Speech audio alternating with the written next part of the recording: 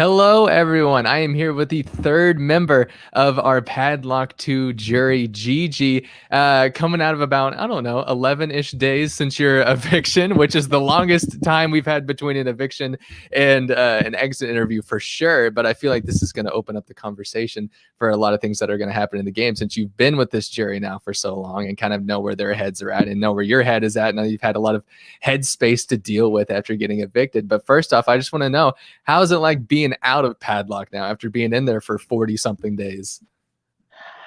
You know what? Actually, it kind of feels good because part of I was struggling a little bit, especially with my work schedule and especially dealing with the technical difficulties. I was struggling, but I was making sure I made the game work to the best of my ability. But yeah, I'm kind of glad to be out of there because I don't have to deal with so many issues anymore. I don't know if you heard, but we just did OTEV for the last veto competition where they had to go through the board and click a bunch of spoilers to reveal a bunch of vinyls. And I think the whole time we were thinking, I don't know if Gigi could have done this. Nope. And if she could have, like, it would have been entertaining to watch for sure. Right. Because I think the first round we had Lana do it, and she took her about 30 minutes to find the vinyl, and she was on her computer. So we're just like, oh gosh, what would have happened if Gigi was on her phone trying to do this? It would have felt so bad.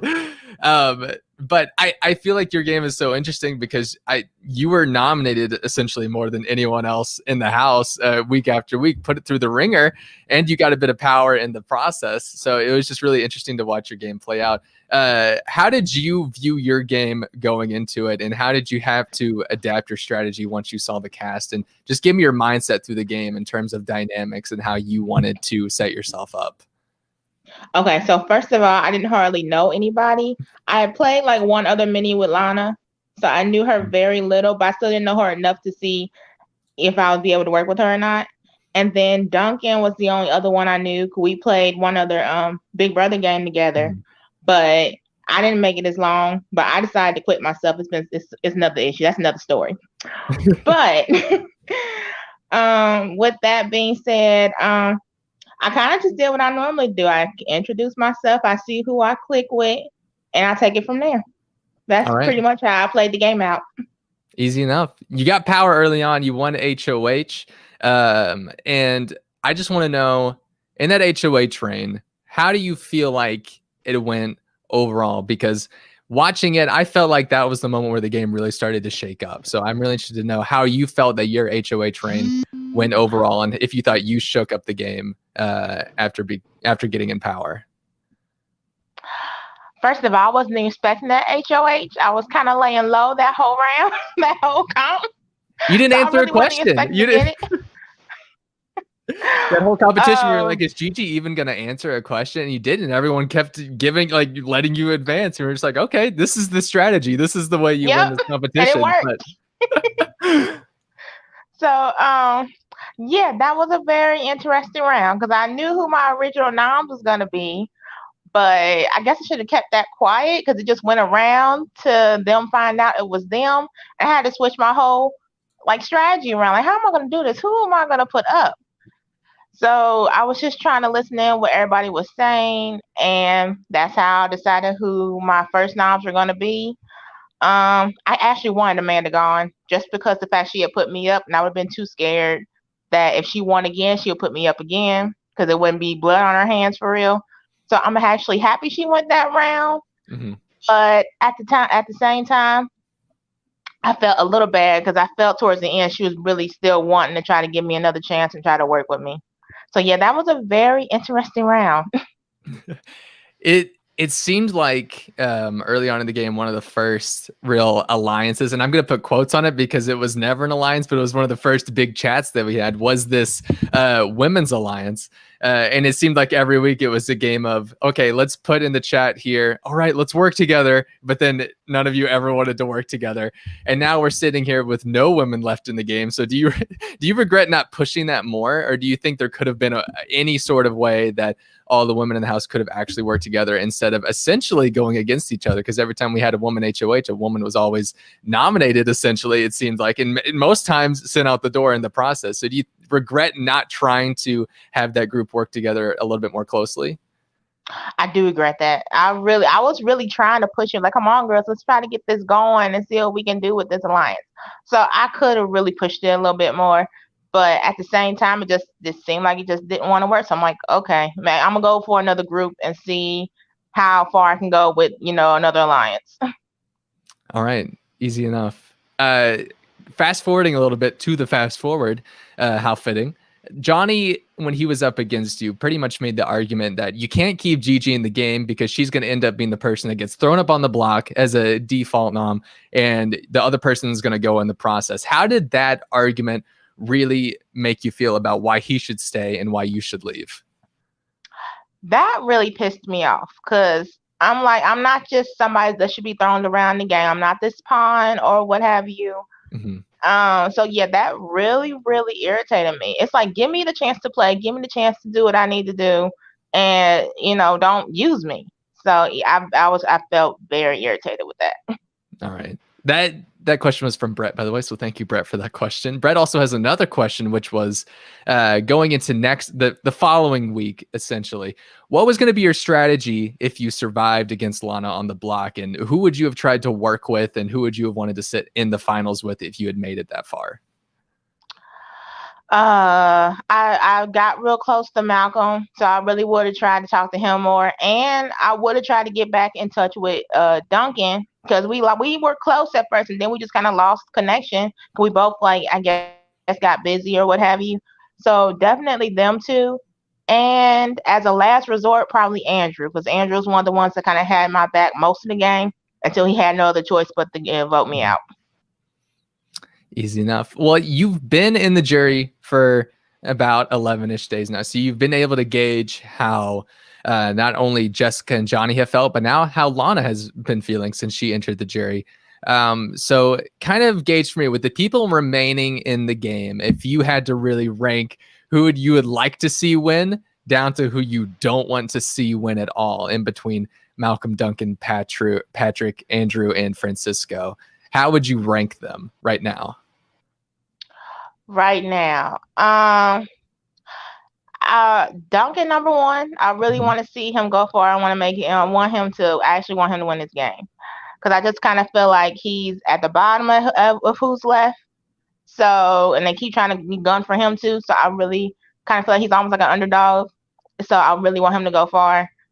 Two, I would say, I would definitely say Andrew. I don't know where he's at, and I almost feel like he's kind of in a way an underdog too. So I would love to see them two in the final two. Number three, I'd say Malcolm because I still felt he was strong, and I still feel he had, a nice social game. So definitely him, number three. Then my least two favorite, I'm just saying they just my least two favorite now are, I would say, 4, Francisco, and 5, Patrick. I don't want to see Patrick win this game, but if he gets to the end, I'll just see what I have to do. I'll just have to, based on the questions or what have you and the answers that they give, I'll see what I will do. But I really don't want to see him win. What is it about Patrick specifically that why you don't want to see him in the final two? I don't know. There was just something about him. I felt like the whole game, like there was just something about him I couldn't get. I felt like he couldn't be trusted. And actually, even after talking to people in the jury, found out he was really shady and he was talking to everybody. I'm like, you can't do that. You can't try to talk to every single person in the game per se. I mean, you gotta try to, either pick a group of who you want to talk to and try to make your own moves. So the fact that he was talking to everybody, I felt was a little bit too much, and I was like, nah, I don't deal with that. At least not how I play, a game that I would play. So I'm like, no.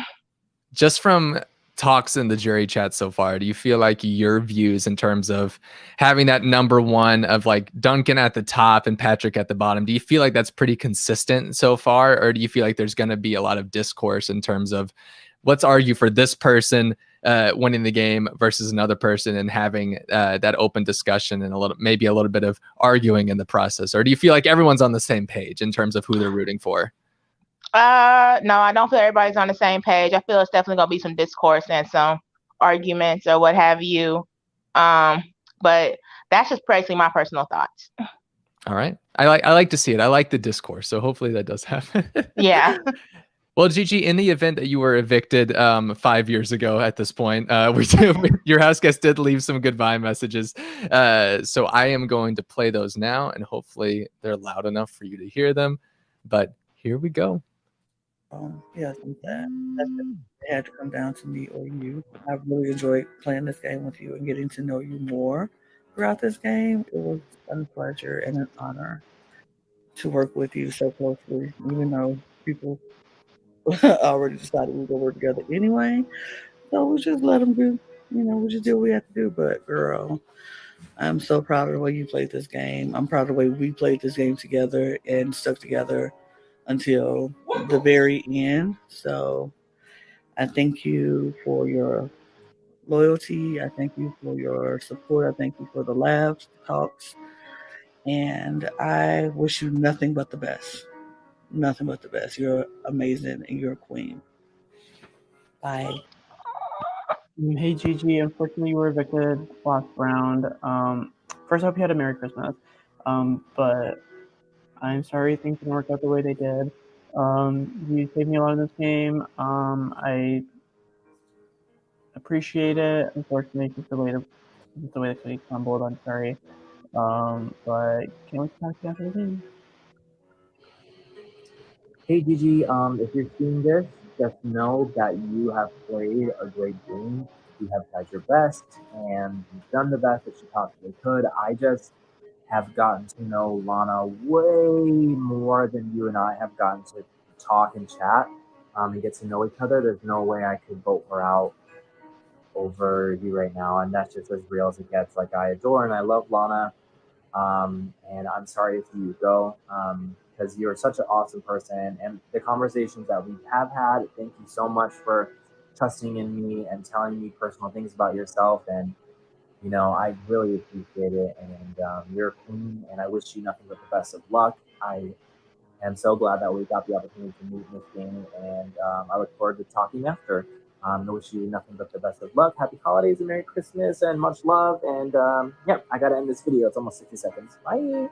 It has been such a pleasure getting to know you and to work with you, especially from our very awkward beginning when you nominated me. But I think as we got further along within the game, we got to know each other, really learn about our excitement and passion about Power Rangers. And, unfortunately, it was just your time to go. But I hope you're really proud of the game that you've played. And hopefully I will see you soon, but not too soon. Bye. Hi there, Gigi. Firstly, let me say I really appreciate that we've gotten to play this game together and actually get to play together this time. It's been such a wild ride. I'm glad I got to spend this time with you after playing our last game and our time getting cut shortly. For this game, I didn't know if you were going to stay on the block. We're going to go if me and you were final noms. I have no idea what was going to happen. I think people want you out, and myself included, because you are likely to be at the end of this game if you keep moving forward. What Johnny said was true in some cases, some of the things that he said. I think you would be a big threat for one of those final 2 seats. I don't know if I played a big game, but I've been playing the game and trying my ass off, and I'm going to keep trying to get to the end of this game. I'm going to keep clawing my way up to the top. I'm going to try and get some of these big threats out. Hopefully Patrick and Francisco will be joining you soon. Again, thank you so much for spending this time with me in this game. Please take care and have a good Christmas and a good New Year. Bye, Gigi. Hey, Gigi, I'm so sorry to see you leave this week. I felt like I'd done all the necessary work to ensure the votes were there for Duncan to go, but as we know in Big Brother, sometimes we have to expect the unexpected, and Duncan's veto win really flipped things upside down. Based on my alliances and relationships, Lana was really my only possible renom at this point in the game. And based on the voters' relationships with you and her, she just had a little bit more trust and security built, which is why people wanted to keep her in this game. So I'm sorry to see you go. I hope you had a great Christmas. I had a blast playing with you, and I can't wait to see you after the game. All right. I totally didn't mean to have Patrick immediately follow Duncan and just have the total opposite of your rankings go that way. But give me your thoughts after seeing those goodbye messages. You had a really you were happy to see Duncan's face, but as soon as Patrick popped up, you were just like, no. Walk me through that. Walk me through these goodbye messages. What'd you think? Okay, I adore Lana, so yeah, I got to tears with her. Um, I mean, I definitely understood with Malcolm and Francisco's. I adore Duncan, and I really enjoyed playing with him this game because, like you said, the other game we ran before it was just too early, too quick, too soon. So I was very happy that I was able to play with him. And then who is it? Oh, and then Patrick, like I said, I just got my issues with him, and I'm like, you know what? Okay, it is what it is. I guess you was happy I played. I mean, he's not my favorite person right now. So I was like, All right. okay. I'll take it. I'll take it. Well, Gigi, we're nearing the end of this eviction interview, but I just want to give kind of an all-around wrap-up to your time in Padlock Season 2. And I just want to know how you felt about the game overall, if there's anything you would have changed about the way you've played, and just talk about your time joining this game and staying in it for over a month. And how much, if you had any fun at all. I guess that's the big question. Did you have a good time playing Padlock? I had so much fun. I just wish I need to get me a new phone or a computer so I won't have to deal with so many technical difficulties because that was just a mess altogether more than anything else. I kind of hope that maybe my work schedule finally changes because we're in a curfew right now. So I wasn't able to be on like I wanted to because they got me working all over the place. Mm-hmm. So that kind of, screwed me up too. So hopefully my work schedule's a lot better if I ever get to play, have second chances or whatever. But I really, really enjoyed it. It was so fun to get to know everybody and get to know some people better than I had. And I would definitely play again. Well, awesome. Gigi, thank you so much for playing this season. You were so much fun to watch. We all enjoyed having you. You were constant entertainment, especially when any sort of Power Rangers talk came up. Like my ears would perk up a little bit because I would be like, oh, this is what I'm interested in. But you definitely shook up the game. It's probably the moment that I was most excited by when you won HOH because I was like, I don't know what's gonna happen now. Like I felt like this game was on a certain trajectory that was kind of predictable in a way, and then you won HOH, and I was just like, holy shit, this could be a lot different than we expected. And I think you brought that kind of entertainment value for sure, and kind of just open intrigue to the season as a whole. And so I fully appreciate you being on the season, and I just hope you had a good time in the process as well. I did. And also two things, I kind of improved myself. I see that I got better stamina, and even like holding that egg for over an hour and a half, I did not expect that I was going to be able to do that. So I was so proud of that. And then the flip cup challenge, doing that in like a little bit over 5 minutes. Oh, I thought it was going to be like a half hour with me doing that. So both of those was like accomplishments for me. So I was so happy to do both, do well on both of them, even though I didn't win the challenge or what have you. Gigi, one thing people will never be able to not call you is, a non-threat, a non-competitor, because you did compete. And I think everyone saw that as well. So with that, I think we're about wrapped up. And so I will speak from all production as saying thank you again for playing Padlock Season 2. And we will see you on finale night when you help decide the winner of the game. So thank you again, Gigi. Thank you. Have a good one. You too.